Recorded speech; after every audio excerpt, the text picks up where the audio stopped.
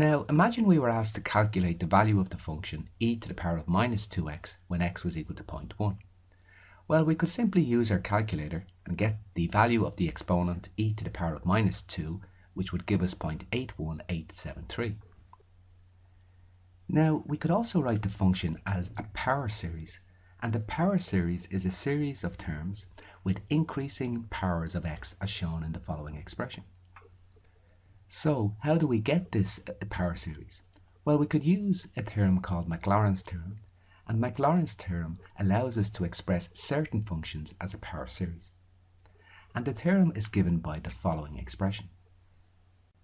Now, as you can see, the power series is made up of expanding terms in x, and also requires the first, second, third, fourth, fifth derivatives, and substituting 0 into these values of the derivatives.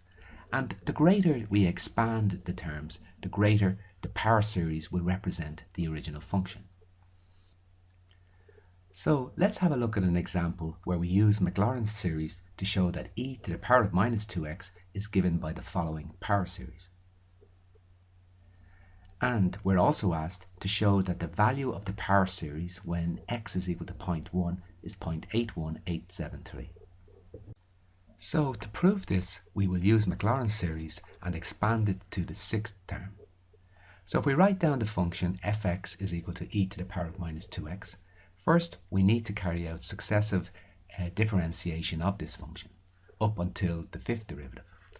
So if we differentiate the first time, remember when we differentiate e to the power of minus 2x, we write down e to the power of minus 2x and then we differentiate the index. So differentiating minus 2x, we get minus 2. And we multiply this by the original function. So the first derivative is minus 2 times e to the power of minus 2x. Now the second derivative, again, we write down e to the power of minus 2x. Differentiate minus 2x, we get minus 2. And multiply minus 2 by minus 2, we get 4. And similarly, for the third derivative, we get minus 2 times 4, which is minus 8 times e to the minus 2x. The fourth derivative will be minus 2 by minus 8, which will be 16 times e to the minus 2x. And the fifth derivative will be minus 2 by 16 minus 32 times e to the minus 2x. We now need to substitute the value of 0 into each of these terms or derivatives to give us the coefficients within the series. So, substituting 0 into the original value of the function will give us e to the power of minus 2 times 0, which is e to the power of 0, which is 1. If we substitute 0 into the first derivative, again we get e to the power of 0, which is 1, and multiplying by minus 2, we get minus 2. So if we repeat this for the second, third, fourth, and fifth derivatives, we get minus 2, 4, minus 8, 16, and minus 32. We now substitute these values or coefficients into the original Mc Laurin series. So for f0 we put 1, for the first derivative we put minus 2, for the second derivative we put 4, and so on. And this will give us the following expression. Now remember, 2 factorial is 2 by 1, 3 factorial is 3 by 2 by 1, 4 factorial is 4 by 3 by 2 by 1, and 5 factorial is 5 by 4 by 3 by 2 by 1. So if we calculate these values and substitute, we get the following expression. 2 will go into 4 2 times. Divide above and below here by 2, we get 4 over 3. Divide above and below here by 8, we get 2 over 3.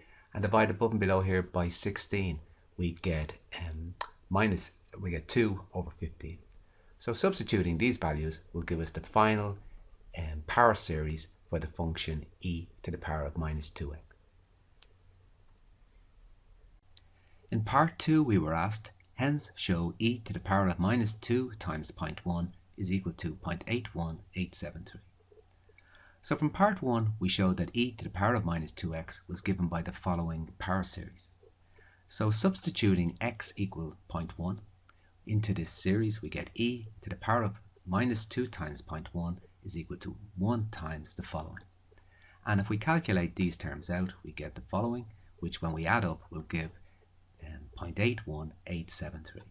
And this was the value that we got originally when we typed e to the power of minus 2 times 0.1 into our calculator. So here's a question that you could now try. Use the Mc Laurin series to determine the first 5 terms of the power series for e to the power of x over 2, and hence determine the value of e to the power of 1 over 2. and the answers to part 1 and 2 are given here.